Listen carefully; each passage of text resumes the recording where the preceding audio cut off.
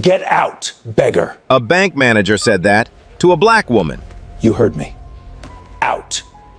Animals like you don't belong in here. Go back to whatever hole you crawled out of. Brenda Grant's fingers tightened around the envelope. I have an account at this bank. Sweetheart, the only account your kind has is at the welfare office. Security. Drag her out. She's stinking up my branch. A young teller shot to her feet. Mr. Whitmore, she's a customer. Mister. Sophie, sit down or I'll fire you before she hits the sidewalk. Brenda looked at Harold one last time. Then she pulled out her phone, dialed one number, and said 6 words. Within 20 minutes, that entire branch froze. 14 seconds. That is how long it took Harold Whitmore to decide Brenda Grant was worthless. She pushed through the glass doors of Prestige National Bank at 11:14 on a Tuesday morning. Concrete dust on faded jeans. A canvas work jacket streaked with dried plaster.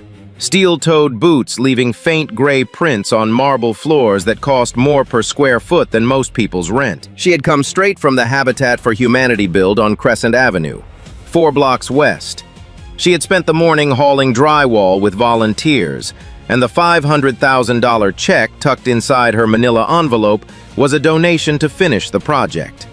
The errand was supposed to take 5 minutes. The lobby of Prestige National did not welcome her. Crystal chandeliers threw cold light across polished oak counters. Leather chairs held clients who looked like they had never touched a piece of drywall in their lives. A complimentary coffee station near the window served only premium account holders. The receptionist's smile died the moment she looked up, eyes traveling from boots to jacket to envelope. "Can I help you?" "Organization account. I need to make a deposit." She was pointed toward the main counter. 2 tellers were open. Both suddenly found urgent business on their screens.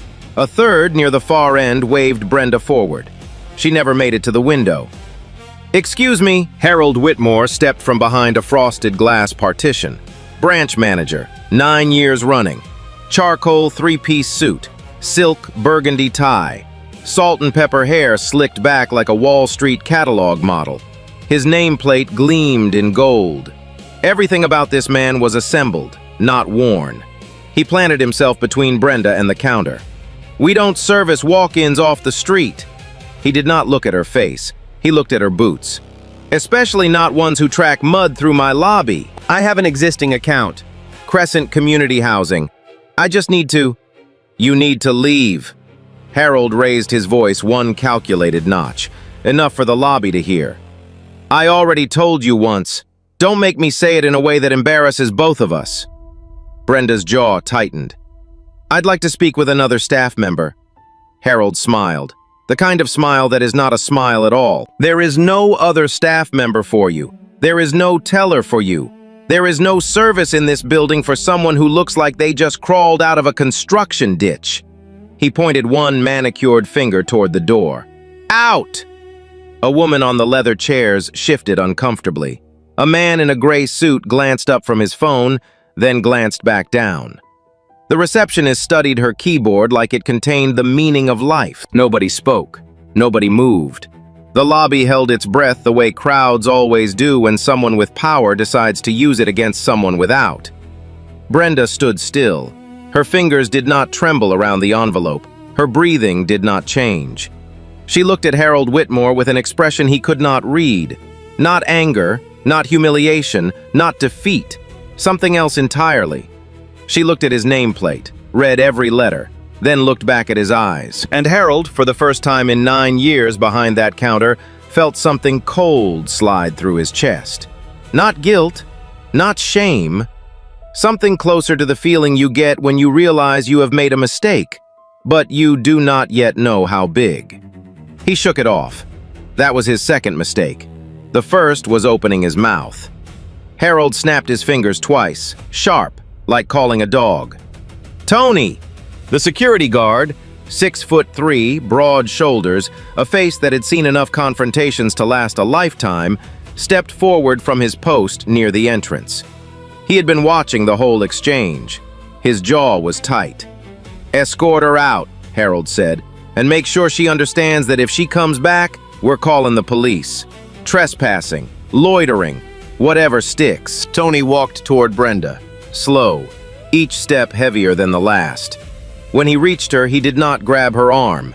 He stood beside her and dropped his voice to something only she could hear. "I'm sorry, ma'am. I'm real sorry." Brenda looked at him. A small nod, the kind you give someone who has no choice and knows it. Tony placed one hand gently near her shoulder, not touching, just guiding, and walked her toward the door. Brenda's boots made soft sounds on the marble. Every head in the lobby followed her path. Not one person stood. Not one voice rose. Except one.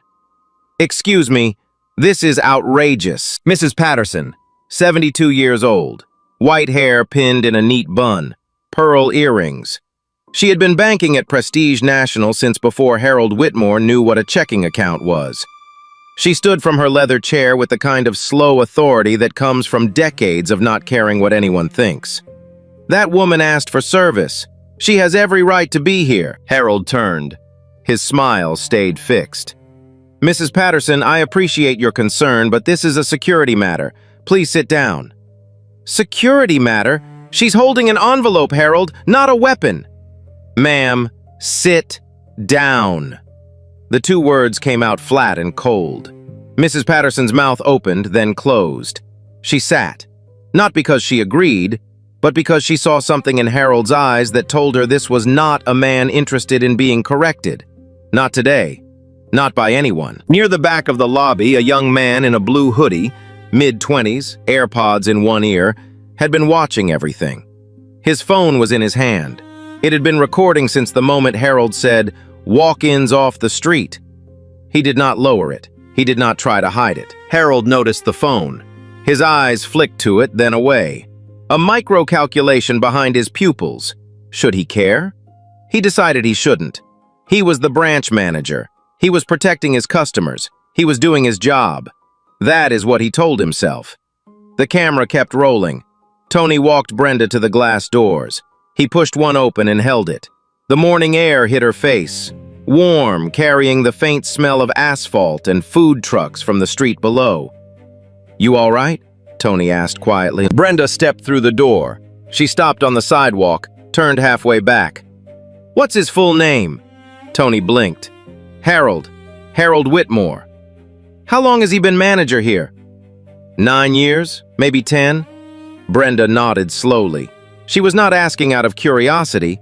She was cataloging, filing, the way someone does when they are building a case and the other person does not know it yet. "Thank you, Tony," she said it warmly, genuinely, as if Tony had given her something far more valuable than a name. Tony watched her walk 3 steps down the sidewalk, then stop. She did not leave. She did not hail a cab. She stood on the concrete, opened her manila envelope, and pulled out a single sheet of paper. She read it, folded it, put it back. Then she turned and looked through the glass doors at Harold Whitmore, who was already back behind his partition, adjusting his cufflinks, smiling at a client in a cashmere coat. Brenda's face was perfectly calm, but her eyes held the quiet certainty of someone who has just made a decision that will change the course of another person's life. She did not know it yet, but the young man in the blue hoodie was still filming. His camera had followed her all the way to the sidewalk, and in 48 hours, 14 million people would watch what happened next. But that was later. Right now, Brenda Grant reached into her pocket and pulled out her phone. Sophie Dawson saw the whole thing from behind her teller window. She was 24, 8 months on the job, still paying off student loans with a salary that barely covered rent and ramen. She had taken this position because Prestige National looked good on a resume and because her mother told her that banking was a stable career for a girl who needs stability. Sophie had never confronted Harold Whitmore about anything. Not when he made the janitor eat lunch outside because he didn't like the smell. Not when he rejected a loan application from a Latino couple and told them to try a pawn shop. Not when he joked in the break room that certain zip codes should come with warning labels. She had swallowed all of it, every single day. Like a slow poison she told herself she could metabolize. like bile that burned on the way down but stayed down if she didn't move too fast. But watching Brenda Grant walk through those glass doors, calm, upright, still holding an envelope full of money meant for people who had nothing, something cracked inside Sophie Dawson. Not broke, cracked. Just enough to let something through. She pushed back her chair. The screech of metal on tile cut through the lobby silence. Harold was already behind his partition, laughing with a client about golf handicaps. The other tellers glanced at Sophie with wide eyes. One of them, Darlene, 10 years at the branch, 3 kids, a mortgage she couldn't lose, shook her head slowly. A warning, a plea. Sophie ignored it. She walked past the counter, through the lobby, and pushed open the glass door. The sidewalk heat hit her face. Brenda was standing 4 feet away, phone in hand, staring at the screen. "Ma'am?" Brenda looked up. "Please come back inside. I'll help you with your deposit." Brenda studied Sophie's face. The girl was trembling. Not a lot, but enough to notice. Her name tag read, Sophie Dawson, Teller 2. Her eyes were red at the edges, not from crying, from the effort of holding it in for 8 months. "You sure about that?" Brenda asked. Sophie swallowed hard. "No, but I'm doing it anyway." They walked back in together. Sophie led Brenda past the leather chairs, past Mrs. Patterson, who gave a quiet nod of approval, past the young man whose phone was still recording, and straight to her teller window. "Crescent Community Housing," Brenda said, sliding the envelope across the counter. "Deposit, $500,000. Sophie's fingers paused on the keyboard. She looked at the check, looked at Brenda, looked at the check again. $500,000. From the woman Harold had just called a beggar. From the woman he had ordered dragged out like garbage. Sophie's throat tightened. She bit the inside of her cheek and began processing the transaction. She made it 90 seconds before the partition door slammed open. Harold Whitmore crossed the lobby in 6 strides. His face had shifted from its usual polished composure to something raw and blotched. 2 veins pulsed at his left temple. His right hand was balled into a fist at his side, not to swing, but to keep from shaking. He stopped at Sophie's window, planted both palms flat on the counter, leaned in until his face was 18 inches from hers. "What do you think you're doing?" Sophie's voice came out smaller than she wanted. "Processing a deposit, Mr. Whitmore. I gave a direct order. I told this woman to leave my branch, and you walk outside, drag her back in, and sit her down at your window like you own this place." "She has an account, sir. She has a valid check. I'm doing your job?" Harold's voice cracked like a whip. Every person in the lobby froze in place. "Your job is to follow my instructions. That is the beginning, middle, and end of your job description." He straightened up, adjusted his tie with one sharp tug, smoothed his lapel. "You're done, Sophie." The words landed like a gavel. "Pack your things. I'm calling HR right now. You will be out of this building by noon." Sophie's chin trembled. Her eyes filled. But she did not step back from the window. Her fingers stayed on the keyboard. The deposit screen still glowed green in front of her. "She's a customer, Mr. Whitmore."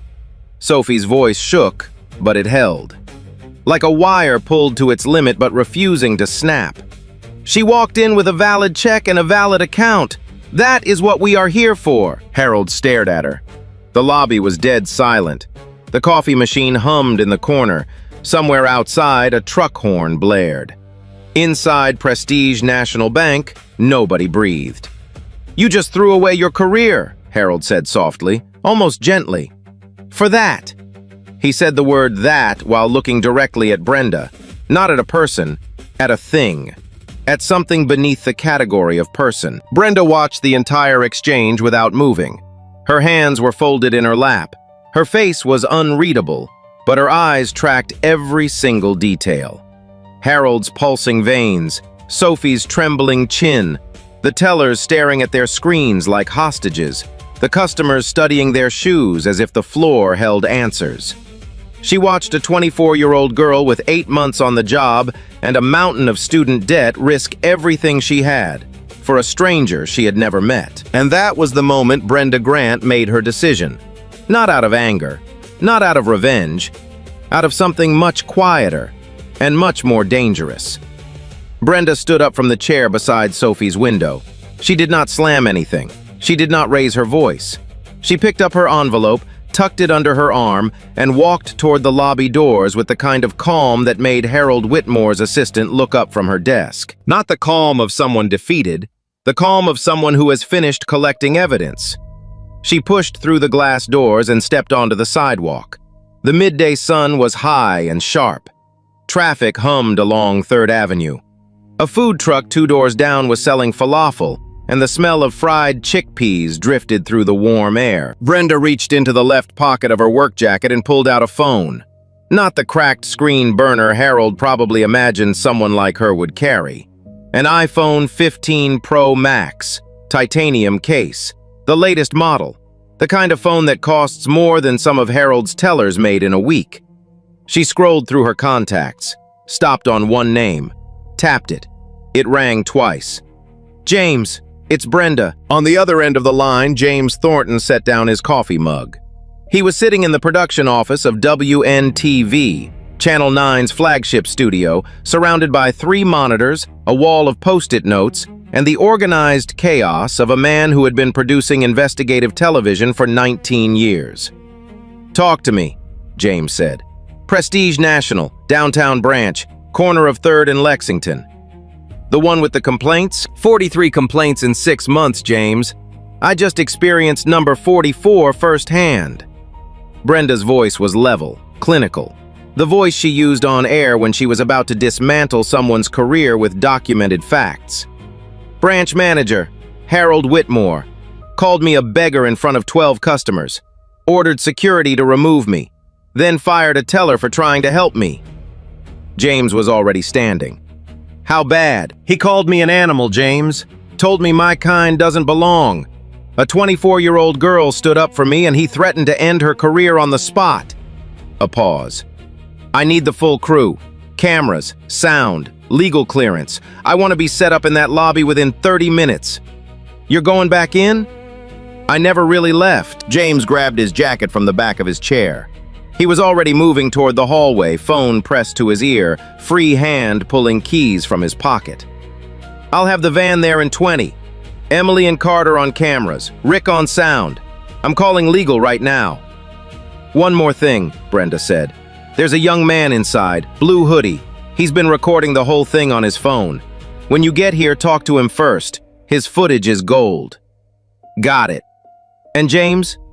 "Yeah, bring the full graphics package. This isn't a segment. This is the episode." The line went dead. Brenda slipped the phone back into her pocket. She turned and looked through the glass doors of Prestige National Bank. Inside, Harold Whitmore was sitting in his office, visible through the frosted partition, talking on his desk phone. Probably calling HR about Sophie. Probably feeling righteous. Probably telling whoever was on the other end that he had handled a situation with professionalism and authority.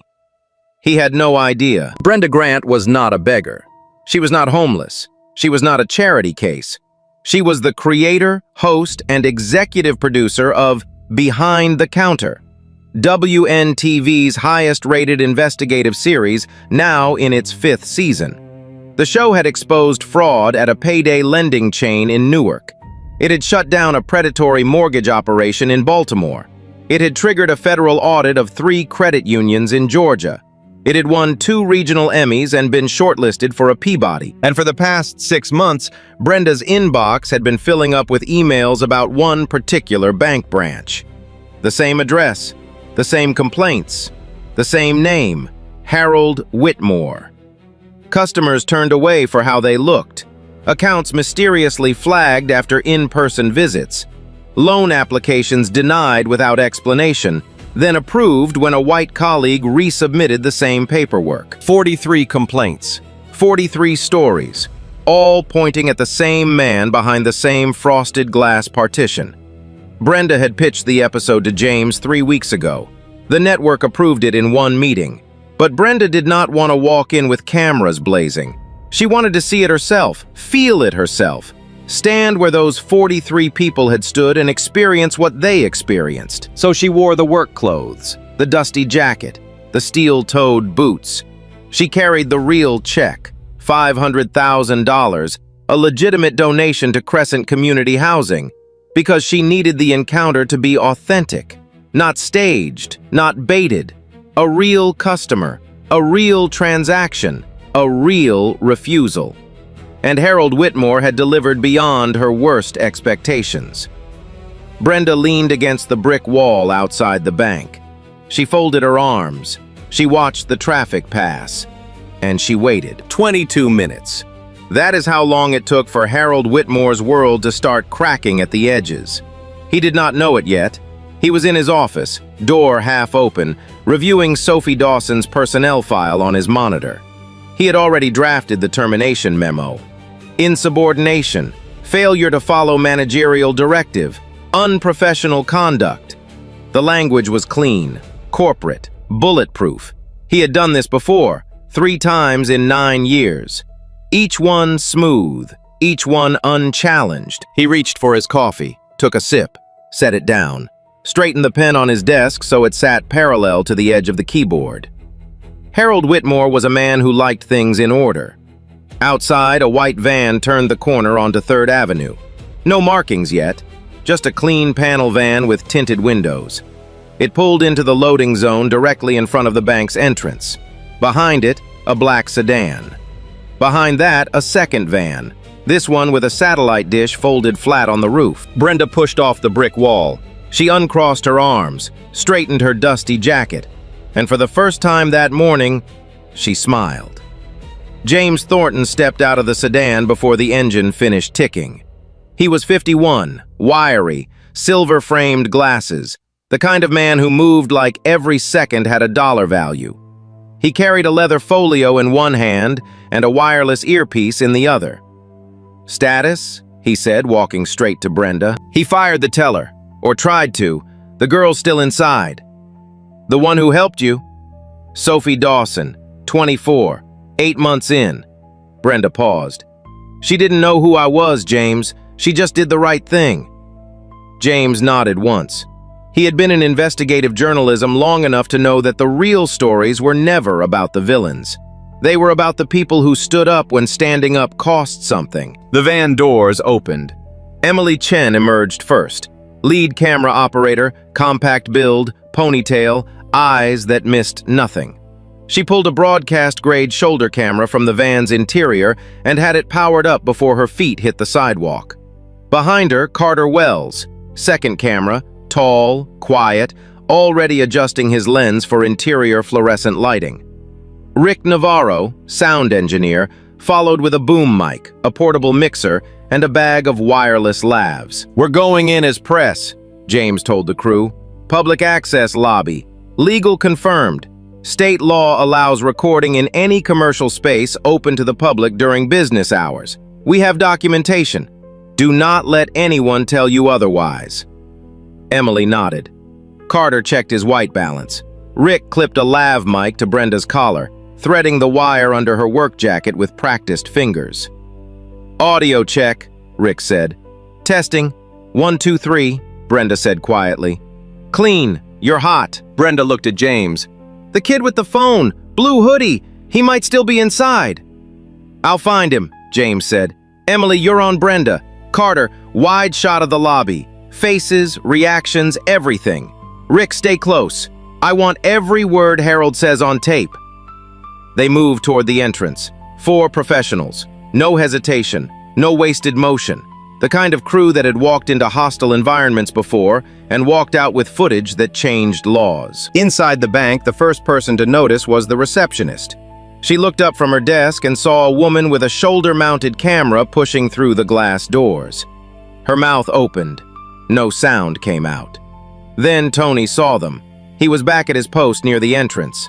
His eyes went wide. He looked at Brenda, the woman he had escorted out 30 minutes ago, walking back in with a camera crew, a mic on her collar, and an expression that could cut steel. Tony stepped aside. He did not ask questions. He did not try to stop them. He simply moved. Mrs. Patterson was still in her leather chair. She had not left. She saw the WNTV logo on Emily's camera, and her hand flew to her chest. Her eyes darted to Brenda, then back to the camera, then to Brenda again. Recognition hit like a freight train. "Oh my God," she whispered. "That's Brenda Grant. That's behind the counter." The words rippled through the lobby like a shockwave. Heads turned, phones appeared. The young man in the blue hoodie, still there, still recording, stood up from his chair with his mouth hanging open. Sophie Dawson was still at her window. She had not packed. She had not moved. When she saw Brenda walk back through those doors with a full production crew behind her, her hands went still on the keyboard. Her eyes filled again, but this time, not with fear. The lobby of Prestige National Bank was frozen. Every customer, every teller, every security guard. 12 pairs of eyes locked on the woman in the dusty jacket who had just walked in with the most feared investigative team in local television. And behind the frosted glass partition, Harold Whitmore looked up from his termination memo. He saw the cameras. He saw the boom mic. He saw Brenda Grant standing in the center of his lobby, lit by his own crystal chandeliers, looking directly at him through the glass. The color drained from his face in real time, starting at his cheeks, moving down his neck, pooling somewhere below his collar where his burgundy silk tie suddenly felt like it was tightening. His coffee mug was still in his hand. He set it down, missed the coaster. Brown liquid spread across Sophie Dawson's termination memo, bleeding through the ink, dissolving the words insubordination and unprofessional conduct into an illegible stain. Harold Whitmore did not know it yet, but that coffee stain was the most honest thing his desk had produced all day. Brenda did not rush. She stood in the center of the lobby and let the silence build. Emily's camera was rolling. Carter had the wide shot from the far corner. Every face, every reaction, every pair of eyes locked on the woman in the dusty jacket. Rick's boom mic hung overhead like a verdict waiting to drop. Brenda unzipped her canvas work jacket. Slowly, deliberately. Underneath was a crisp white blouse, pressed, professional, untouched by a single speck of dust. She folded the jacket over her arm and handed it to James, who took it without a word. The transformation was quiet. No dramatic reveal, no music. Just a woman shedding a costume and stepping into who she actually was. She turned to face the frosted glass partition. Harold Whitmore was standing behind his desk. He had not moved since the cameras entered. His hands were flat on the surface, pressing down hard, as if the desk was the only thing keeping him vertical. His eyes were locked on Brenda. His mouth was slightly open. The confident, commanding expression he had worn all morning was gone. In its place was something he had probably never felt in this building before. Fear. Brenda walked toward the partition. Her boots, still dusty, still steel-toed, clicked on the marble with a rhythm that echoed through the silent lobby. She stopped at the threshold of his office. Emily followed. The red recording light on her camera was steady and unblinking. "Mr. Whitmore," Brenda said. Her voice carried the professional warmth of a woman who had conducted over 200 on-camera investigations. "My name is Brenda Grant. I'm the host and executive producer of Behind the Counter on WNTV, Channel 9. Harold's lips moved. No sound came out. Over the past 6 months, our newsroom has received 43 formal complaints about this branch. 43 customers who reported being denied service, turned away, or verbally abused based on their race, their appearance, or their perceived economic status. She paused. Let the numbers sit in the air. I came here today as a customer, with a valid account, with a legitimate check for $500,000 made out to Crescent Community Housing, a nonprofit I founded 11 years ago that builds homes for families experiencing homelessness. Harold's left hand slid off the desk. It hung at his side, trembling. In the space of 15 minutes, you called me a beggar. You ordered your security guard to remove me.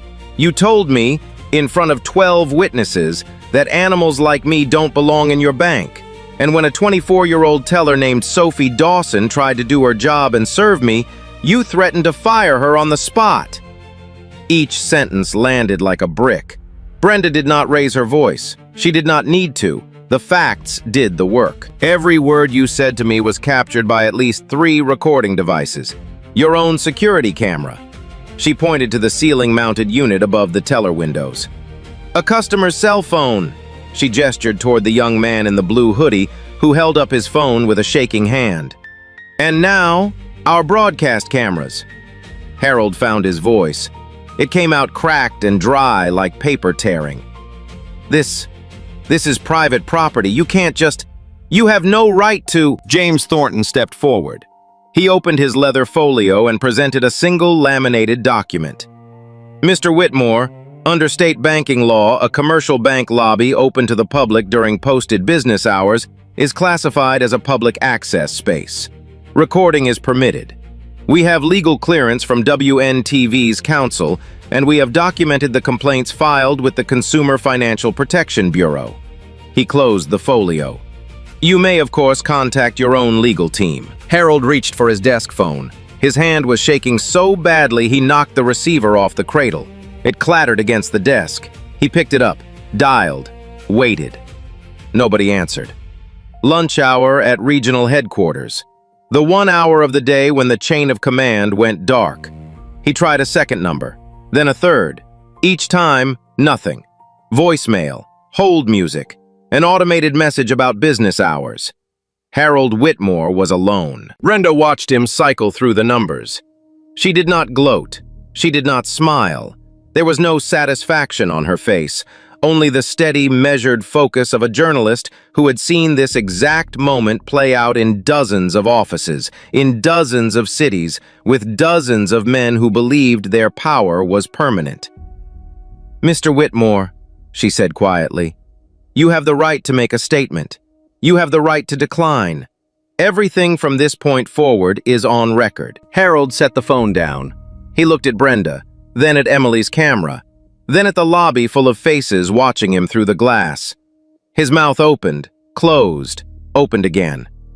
I was doing my job. I was protecting the branch. From what? Brenda asked. From a woman with a $500,000 check. Silence. From a customer with an existing account at this institution? Deeper silence. Or from a black woman in work clothes who didn't look the way you think a customer should look. Harold's jaw clenched. His nostrils flared. For a moment, one brief, ugly moment, the same contempt he had shown Brenda earlier flickered across his face. The sneer, the superiority, the reflex. The camera caught every frame of it. Then it collapsed, like a building losing its foundation. His shoulders dropped. His chin dipped. His hands found the edge of the desk and gripped it the way a man grips the railing of a sinking ship. His desk phone rang. Everyone in the room heard it. Harold stared at it for 3 rings before picking up. Harold! The voice on the other end was female, clipped and cold enough to frost the receiver. Victoria Ashford, Regional Director. Someone at headquarters had seen the WNTV van parked outside. Word traveled fast when cameras showed up at a bank. What is happening at your branch? Harold opened his mouth. Nothing useful came out. Victoria did not wait. You are suspended, effective immediately, without pay. Do not speak to anyone. Do not touch your computer. Do not delete anything. Leave your badge at the front desk and exit through the rear door. Internal Affairs will contact you by end of business today. The line clicked dead. Harold set the receiver down gently, like it was made of glass, like any sudden movement might shatter whatever was left. He looked at Brenda one final time. His eyes searched for something. Mercy, maybe. Understanding. Some acknowledgement that this was all a misunderstanding, that he was not the man these cameras were making him look like. Brenda met his gaze, held it, gave him nothing. Harold Whitmore unpinned his gold nameplate, set it on the desk beside the coffee-stained termination memo, picked up his jacket from the back of his chair, and walked out through the rear door of Prestige National Bank without saying another word. The door clicked shut behind him. The lobby remained frozen for 4 full seconds. Then Sophie Dawson let out a breath she had been holding since the cameras walked in. Her hands were still on her keyboard. The deposit screen still glowed green. The cursor still blinked beside the number 500,000. Brenda walked to Sophie's window. She looked at the screen, looked at Sophie. You still want to process that deposit? Sophie wiped her eyes with the back of her hand. She nodded. Yes, ma'am, I do. Brenda slid the envelope across the counter for the second time that morning. This time, nobody stopped her. The investigation took 21 days. Prestige National's internal affairs team arrived at the downtown branch the morning after Harold Whitmore's suspension. They came with forensic accountants, compliance officers, and a data analyst who spent 3 full days pulling transaction records, loan applications, and internal communications from the branch's servers. What they found was worse than anyone expected. Harold Whitmore had not made a single mistake. He had built an entire system. Over 3 years, 31 customers, all people of color, had been denied services at the downtown branch without documented cause. 14 loan applications rejected with no supporting credit analysis. 9 account openings blocked after in-person visits, then mysteriously approved when the same paperwork was resubmitted by a white colleague through the online portal. 8 customers reported being asked to leave the premises for security reasons that were never logged in any incident report. The pattern was methodical. Harold had trained his staff, never in writing, always in conversation, always behind closed doors, to use judgment when assessing walk-in customers, to prioritize high-value clients, to protect the branch environment. The language was always clean, always deniable. But the numbers told a story that no euphemism could disguise. Darlene, the teller who had shaken her head at Sophie that morning, was interviewed on day 4. She broke down in the conference room. She described 3 years of watching Harold turn away customers based on how they looked, how they dressed, and what color their skin was. She described the break room jokes, the zip code comments, the time Harold had referred to a Nigerian businessman as that one, and told Darlene to find a reason to delay his wire transfer. I knew it was wrong, Darlene said through tears. I knew it every single day. I have 3 kids. I couldn't afford to be Sophie. She was not disciplined. None of the tellers were. The investigation determined that Harold had created a culture of compliance through fear. The same weapon he had tried to use on Sophie Dawson. The same weapon that had worked on everyone in that branch for 9 years. Everyone except a 24-year-old girl who decided one Tuesday morning that enough was enough. Harold Whitmore was formally terminated on day 16. His banking license was revoked by the State Regulatory Board on day 19. On day 21, Prestige National's legal department announced a settlement, $2.3 million distributed among the 31 identified victims. Each victim received a personal letter of apology from the bank's CEO. Harold's name was not on any of them. Harold did not contest the termination. He did not issue a public statement. He did not appear on camera. His lawyer released 3 sentences. Mr. Whitmore denies any discriminatory intent. He maintains that his actions were consistent with branch security protocols. He will not be making further comment. The video told a different story. The young man in the blue hoodie, Derek Ellis, 23, graduate student in media studies at Columbia, had uploaded his footage to social media the same evening Brenda's crew packed their equipment. Unedited. 8 minutes and 41 seconds. Harold's voice, Harold's words, Harold's manicured finger pointing at the door, Harold calling a woman with a $500,000 check an animal. It hit 1 million views in 12 hours, 5 million in 2 days, 14 million by the end of the week. The comments section became its own kind of testimony. Thousands of people shared their own experiences, turned away from banks, ignored at service counters, followed in stores, questioned in lobbies where they had every right to stand.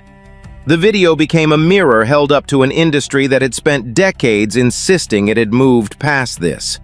America looked into that mirror, and America did not like what it saw. WNTV aired the full episode of Behind the Counter 3 weeks after the incident.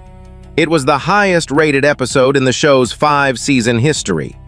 Brenda's interview with Sophie Dawson, conducted the day after Harold's termination in the same lobby where it all happened, became the emotional centerpiece. I wasn't brave, Sophie said on camera, her voice steady but her eyes still rimmed with red. I was terrified. I thought I was going to lose everything I had. But I kept thinking, if I don't help her, then who will? If I stay quiet, then I'm just like him, and I couldn't live with that. The episode was nominated for a regional Emmy. It was cited in a congressional hearing on discriminatory banking practices.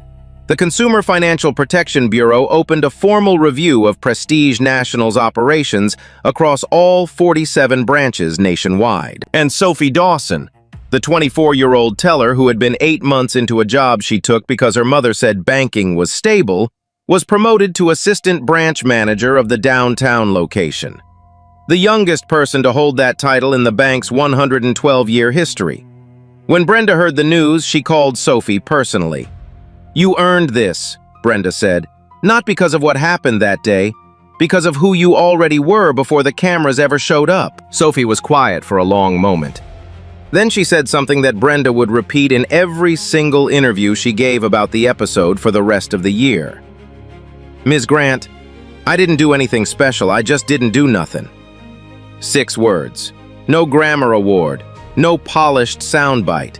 Just the raw, unvarnished truth of a young woman who understood that silence carries a price, and she was not willing to pay it. Tony, the security guard who had whispered, "I'm sorry," while walking Brenda to the door, appeared on camera for the follow-up episode. He described the shame he felt escorting her out. He described driving home that night and sitting in his truck in the driveway for 30 minutes, engine off, hands on the wheel, unable to face his family. His teenage daughter had already seen the viral video before he walked through the front door. "Dad," she had said, holding up her phone, "that was you!" Tony resigned from Prestige National 2 weeks later. Brenda offered him a position as head of security at WNTV's production studio. He accepted without hesitation. On his first day, he hung a small framed photo above his new desk, a screenshot from Derek's video showing the moment he had held the glass door open for Brenda. Below the photo, written in his own handwriting, "Never again." Mrs. Patterson, the 72-year-old who had spoken up in that lobby when no one else dared, closed her account at Prestige National the following week. She moved her entire portfolio to a community credit union 3 blocks away. She told a local reporter that she had been a loyal customer at that bank for 20 years and never once felt unsafe, until the day she realized the danger was standing behind the counter in a 3-piece suit. 6 months later, Brenda Grant sat across from a journalist in the WNTV studio. The lights were warm. The cameras were familiar, but the question caught her off guard. Why this story? You've exposed fraud. You've shut down predatory lenders. You've triggered federal audits. Why did a bank branch in downtown Manhattan hit different? Brenda was quiet for 3 seconds, an eternity on live television. "Because I've been her," she said. The journalist leaned forward. "What do you mean?" "When I was 20 years old, I walked into a bank in Trenton, New Jersey. I was a junior at Rutgers. I had a summer job at a grocery warehouse. I needed to open a checking account to receive direct deposit. That was it. The manager looked at me and told me I was in the wrong place. Told me to try the check cashing place on 4th Street. She paused. Her jaw tightened the same way it had tightened in Harold Whitmore's lobby. "I didn't argue. I didn't fight. I walked out. I went to the check cashing place. I paid their fee. And I told myself it didn't matter." Another pause, longer this time. "It mattered. It mattered every single day after that. Because when someone looks at you and decides in 14 seconds that you are less than human, it doesn't leave you. It lives in your chest. It sits behind your ribs. And every time you walk into a room where you think you might not be welcome, it wakes up." The journalist was silent. "I started behind the counter because of that day in Trenton, not because I wanted revenge, because I wanted to make sure that when it happens to someone else, there's a camera, there's a record, there's proof that it happened and that it was wrong." Brenda looked directly into the camera. 43 people wrote to us about that branch. 43 people who walked in with legitimate business and walked out feeling like they were less than nothing. I became number 44 so that there would never be a 45. The interview aired as the closing segment of the Emmy-nominated episode. It was shared over 2 million times in the first week alone. The check, $500,000 made out to Crescent Community Housing, was processed by Sophie Dawson on the same afternoon Harold Whitmore walked out the rear door.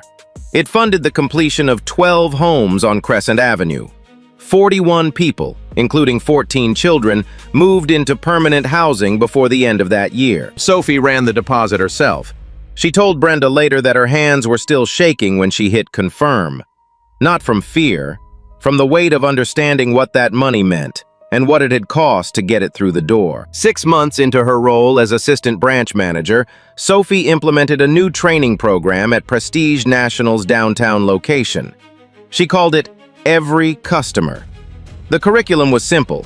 Treat every person who walks through the door as if they hold the key to your career. Because someday, one of them might. The downtown branch received the highest customer satisfaction score in the region that quarter. It was the first time in the bank's history that the branch had ranked above 50th. Harold Whitmore was last reported working at a retail electronics store in a suburb 40 minutes from the city. He had applied to 3 other banks. All 3 rejected him. His name had become a case study, literally. 2 business schools added the Prestige National incident to their ethics curriculum. Students discussed what happens when institutional power meets unchecked bias, and there is no one willing to say stop. Harold declined every interview request. His social media accounts were deleted. His LinkedIn profile, once headlined Senior Banking Executive, 9 years branch leadership, client-first philosophy, no longer existed. Derek Ellis, the graduate student whose phone footage went viral, completed his master's thesis on the incident. It was titled 8 Minutes and 41 Seconds, Citizen Journalism and Institutional Accountability. He graduated with honors and was hired by WNTV as a digital content producer. His first assignment was working on Season 6 of Behind the Counter. Brenda launched the Open Door Initiative 4 months after the episode aired. The nonprofit placed trained auditors, people of different races, ages, genders, and economic appearances, into banks, insurance offices, and financial institutions across 12 states. They walked in. They requested service. They documented what happened. In the first year, the initiative filed formal complaints against 19 institutions. 11 resulted in policy changes. 4 resulted in terminations. 2 triggered federal investigations.